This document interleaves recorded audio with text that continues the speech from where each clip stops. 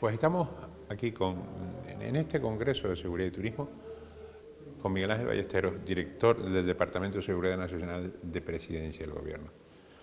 Miguel Ángel, bienvenido. Muchas gracias, un placer. Si le parece, vamos a empezar por el final. Muy bien. Le digo bienvenido a este periódico digital y bienvenido a La Palma. Sé que ha recorrido La Palma, la zona del volcán y demás.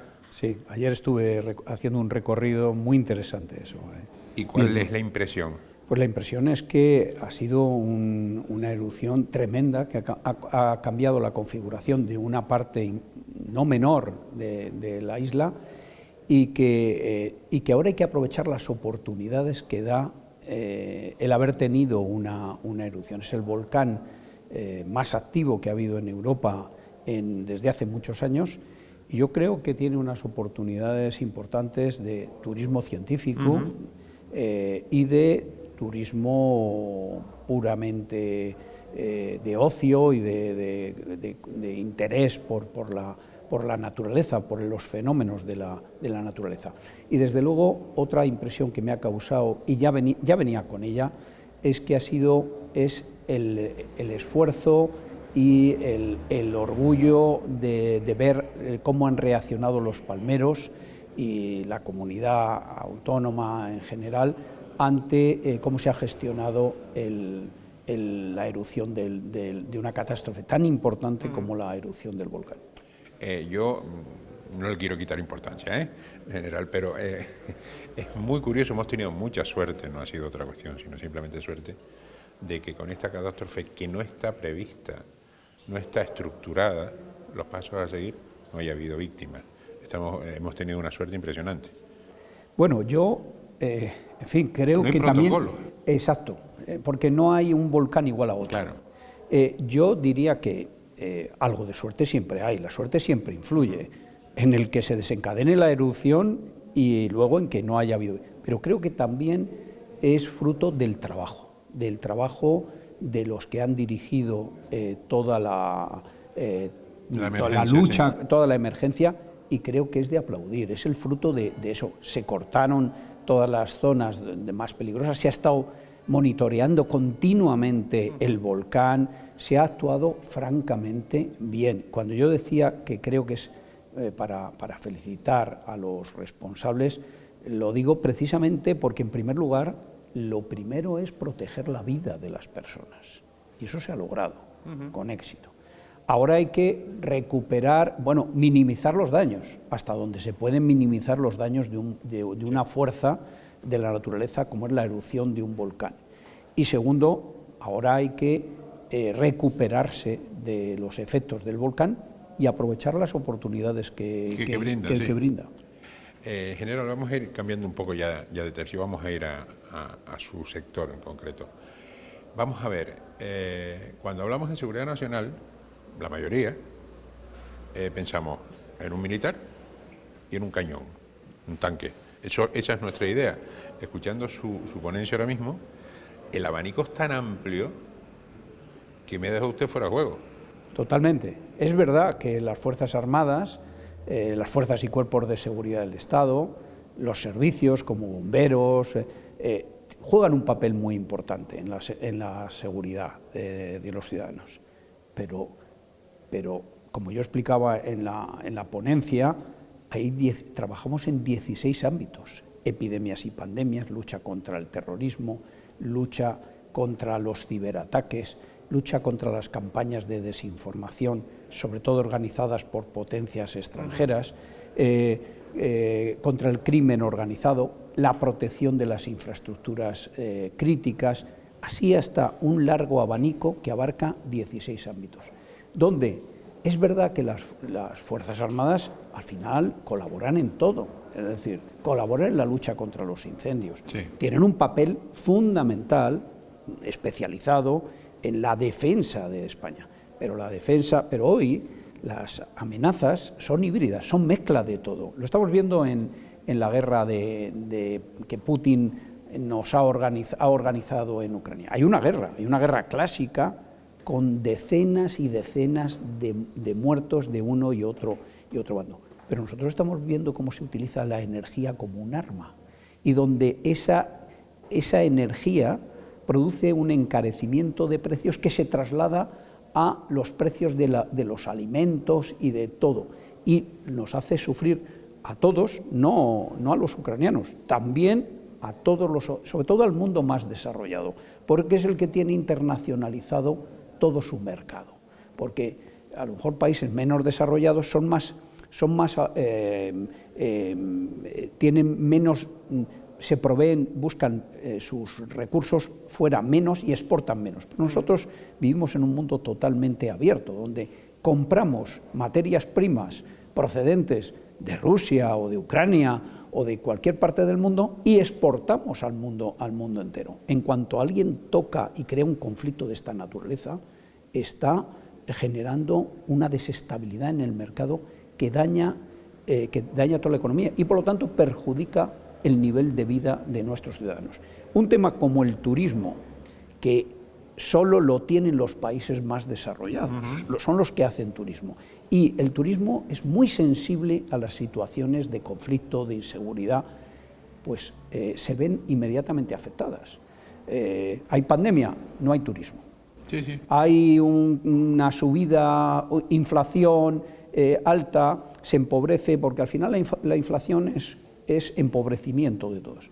Pues lo primero que se reduce es el ocio, y una parte del ocio y de la cultura es turismo. Y desgraciadamente hay gente que lo primero que sacrifica pues es eso, porque lo que no puede sacrificar es comer. Claro.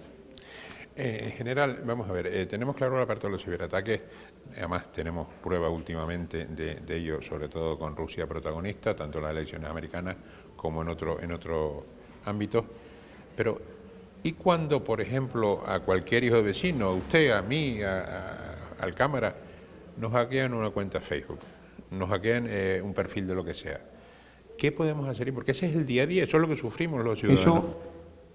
Las redes sociales y las plataformas nos han proporcionado unas herramientas de conectividad fantásticas, pero también son muy sensibles a los malos usos de esas redes. Lo decía también en la conferencia. Mucha gente se informa y busca a qué destino ir mirando en las redes sociales. Y cuando uno va a ir a un restaurante dice, voy a ver la valoración que tiene el restaurante. Cuando alguien quiere hacer daño a la economía de una ciudad, de una empresa, mete una campaña de desinformación en redes sociales. Y entonces nos da un potencial enorme, pero nos hace mucho más vulnerables. Desde el ámbito de la seguridad nacional, la protección frente a campañas de desinformación, especialmente protagonizadas por potencias extranjeras, que tratan de meterse, de hacer injerencia. Y le pongo un ejemplo. Es claro que Rusia hizo una campaña de desinformación, no digo si el gobierno ruso o quién, en las elecciones de 2016 a la presidencia de los Estados Unidos. Y en el Brexit también. Y también, también ha intentado manipular en elecciones en Francia. Claro, que te manipulen a la opinión pública cuando tiene que elegir a sus dirigentes, a lo mejor esa opinión pública acaba eligiendo a quien quiera esa potencia, porque le viene bien a esa potencia. Eso es segar la hierba debajo de los pies del sistema democrático. Esto es lo que se intenta desde Seguridad Nacional detectarlo. Si hay una campaña para que la gente no se vacune, nosotros tenemos que detectar esa campaña. Luego ya veremos a ver cómo se combate eso. Esto no tiene nada que ver con el control de los medios de comunicación, ni con las censuras, ni previas ni a posteriori, nada que ver. Estamos hablando de proteger los intereses de seguridad nacional frente a injerencias extranjeras que pueden dañar lo más esencial como es, por ejemplo, elegir las elecciones, a quién se elige. O sea, podríamos decir ahora mismo que la mayor amenaza que existe en el mundo son los ciberataques, lo que disfrutamos todos los días y que nos da unas facilidades increíbles en muchísimas cosas. ¿Ese es nuestro mayor peligro? Ahora mismo, desde luego, los ciberataques son diarios, continuos. Yo distingo entre ciberataques y campañas de desinformación. Ciberataques, la Administración el año pasado sufrió más de 80.000. Las empresas, muchos más, porque hay muchas más empresas. Esos ciberataques pueden paralizar la actividad de una empresa o de la Administración. Todo el mundo recuerda los ciberataques sufridos por el SEPE, por el Servicio Público de Empleo. Sí. Eso dañó, eso para el que luego tiene que cobrar de un servicio que no puede pagarle porque no sabe a quién... Efectivamente. Genera un problema enorme. ¿Y cómo se resuelve eso? Bueno, buscando invirtiendo en sistemas de seguridad continuamente. Los malos trabajan todos los días, mañana, tarde y noche. Y además se enfocan en un punto concreto.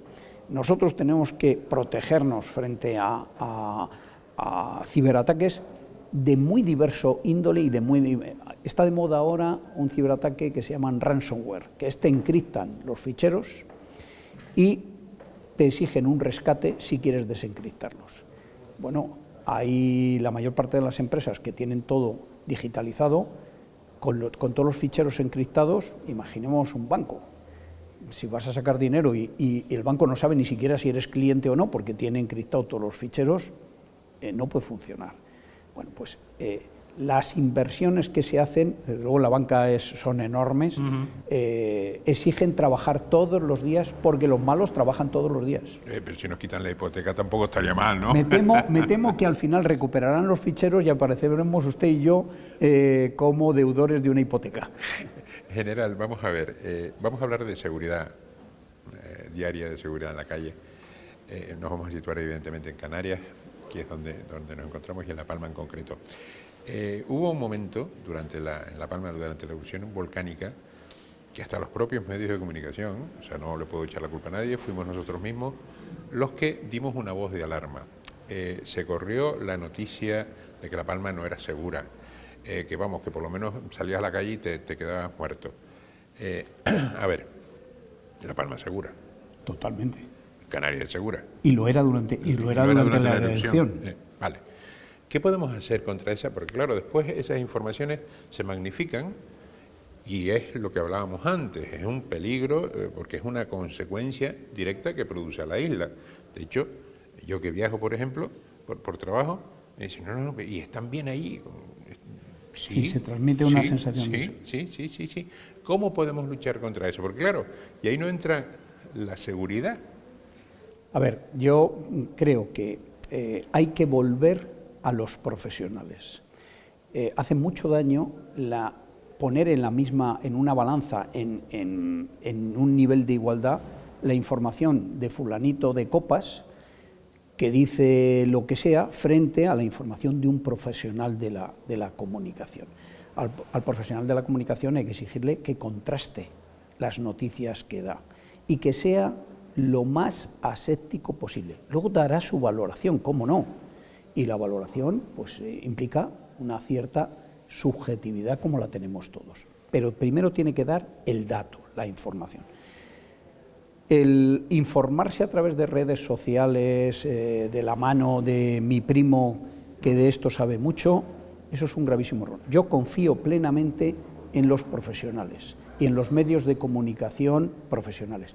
Y yo les pido luego a los profesionales y a los medios de comunicación que tengan un código deontológico y que se ajusten a ese código deontológico para no caer en trampas, para no crear en las teorías de la conspiración que circulan por todas las redes y por todos los sitios. General, ¿tenemos en España una seguridad nacional potente o no? Sí hay una seguridad nacional potente, yo diría que de las mejores del mundo, y dice, pues entonces ya está, todos tranquilos. No, hay que trabajar todos los días, y hay que trabajar todos los días para mejorarla, para mantenerla y para mejorarla. Y en eso estamos, pero tenemos uno de los mejores sistemas de seguridad nacional del mundo. En fin, yo creo que hay países muy desarrollados, de muy altísima de las principales potencias europeas, que se han interesado por el funcionamiento del sistema de seguridad nacional, de protección civil. Protección civil es un sistema, el sistema de protección civil, el Sistema Nacional de Protección Civil español, es un ejemplo, pero es un ejemplo a nivel mundial, ¿eh? Entonces, yo creo que podemos sentirnos orgullosos. Ahora bien, esto es como lo de la sanidad. Sí, todos estábamos muy orgullosos del sistema sanitario que tenemos y teníamos, pero no ha sido suficiente frente a algo tan tremendo como una pandemia. Probablemente nada hubiera sido suficiente.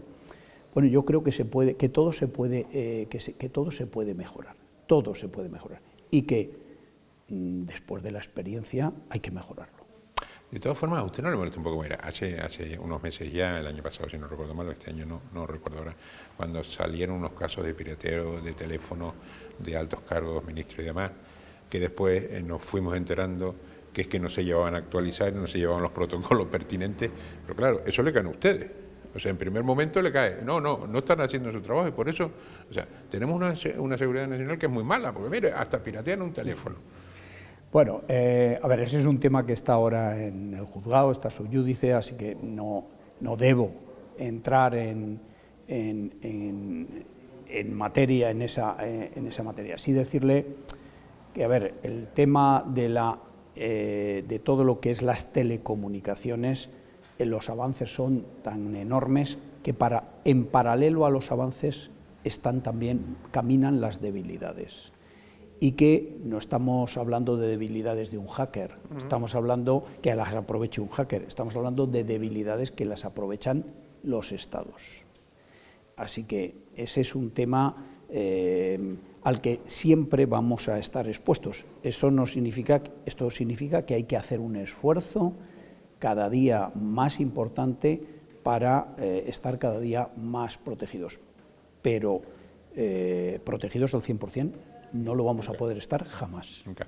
Teniendo en cuenta la lentitud habitual de las instituciones, sea la que sea, claro, a usted se le crea un problema con una amenaza nueva. Usted actúa sobre esa amenaza, que siempre va a ir un poco detrás, pero bueno, lógicamente. Pero están todos esos protocolos bien especificados, bien calculados, para que no tengan retraso debido a... Hay cientos, yo diría miles de planes, de todo tipo, de todo tipo. También es verdad que cuando surge el problema, sacas del cajón el plan y dices, no se ajusta exactamente al problema, pero, como decía el general Eisenhower, un general que tuvo grandes responsabilidades en la Segunda Guerra Mundial y luego fue presidente de los Estados Unidos, decía, yo no he visto ningún plan que se cumpla, que luego se ajuste a la realidad, pero yo no saldría de casa sin tener un plan, porque cuando ya tienes el plan, es que lo has estudiado ese fenómeno. Bueno, ahora vamos a adaptarlo a la realidad, y adaptarlo es mucho más rápido que si partes de cero. Y en España hay planes de casi todo. De todo, no, todos los días se están haciendo y se están aprobando planes de seguridad.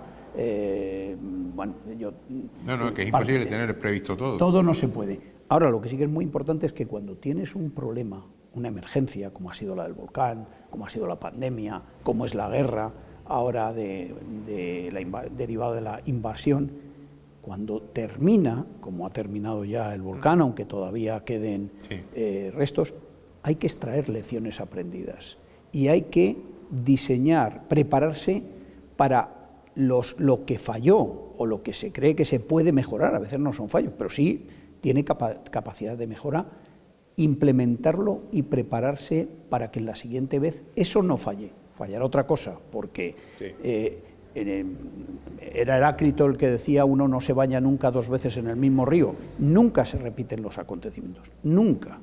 El azar es muy complicado de manejar. No hay buena prueba es que no nos toca el gordo de la lotería nunca. Mire que yo lo intento, yo lo intento. Pues esa es la lección. Entonces, pero mejoremos los sistemas, los de la pandemia. Busquemos sistemas. Ha fallado la información que llegaba para tomar decisiones, no llegaban en tiempo real. Eso hay que mejorarlo. Ha fallado las reservas de material, ha fallado que no podemos estar en manos de un solo mercado, como es el mercado chino, por muy barato que sea. Pues eso habrá que mejorarlo, habrá que tener una reserva de capacidades industriales mínimas para fabricar lo básico, lo fundamental, para que la nación siga funcionando. Si volvemos a cometer los mismos errores, volveremos a pagarlo y será todavía peor y sería imperdonable. Por eso digo, después de cada catástrofe, de cada crisis que ha habido, hay que sacar lecciones aprendidas. Y de las crisis también luego hay que intentar aprovecharlas para decir, bueno, ¿cómo se puede luego aprovechar una crisis? ¿Del volcán? Bueno, probablemente se pueda sacar turismo de interés científico, de interés por la vulcanología, etcétera. Aprovechemos todo eso. Si hay que hacer unas infraestructuras nuevas, hagamos ya esas infraestructuras con criterios de un siglo XXI muy avanzado ya. General, para terminar ya, ¿podemos ser optimistas cara al futuro? Sí, podemos y debemos ser optimistas. Es el optimismo el que impulsa al mundo y el que mueve, y es el pesimismo el que nos lleva a hundirnos. El pesimismo no conduce a nada positivo. Y por otro lado, si no somos pesimistas, si no somos optimistas, uno de los países más avanzados en seguridad, en desarrollo económico, industrial del mundo, ¿quién va a ser optimista? Claro que tenemos problemas, eso es la vida, pero estamos aquí para superarlos y para, cuando los superamos, quedarnos en una posición mejor que la que teníamos antes. Miguel Ángel Ballesteros, director del Departamento de Seguridad de Presidencia. General, muchísimas gracias. Ha sido un placer. El placer ha sido mío. Muchas gracias.